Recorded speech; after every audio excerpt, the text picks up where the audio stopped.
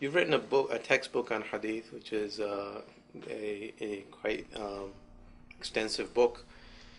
What motivated you to write this book, and why have you focused on the discipline of Hadith as opposed to other I disciplines? think I focus on Hadith because a lot of the big issues that Muslims face today about things like jihad and women's rights and all these sort of big topics that come up when people talk about Islam, ultimately a lot of them hinge on attitudes towards Hadith and Hadith criticism and how you understand Hadith. And so I really felt that in order to try and address these issues, you had to get a very rigorous and strong understanding of Hadith. And the book was kind of my attempt to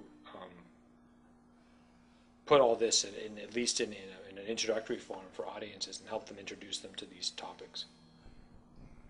What was the most difficult part about writing this book, or researching it at least, for you? Researching is, it's always tough. I think the hardest part is to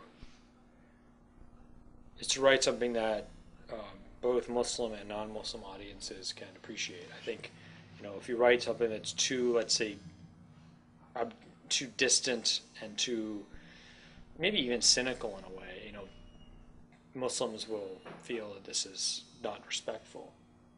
And if you write something that is, too religiously, encoded or too much has too much of a religious attitude, non-Muslims will say, I don't, this guy doesn't strike me as objective and unreliable.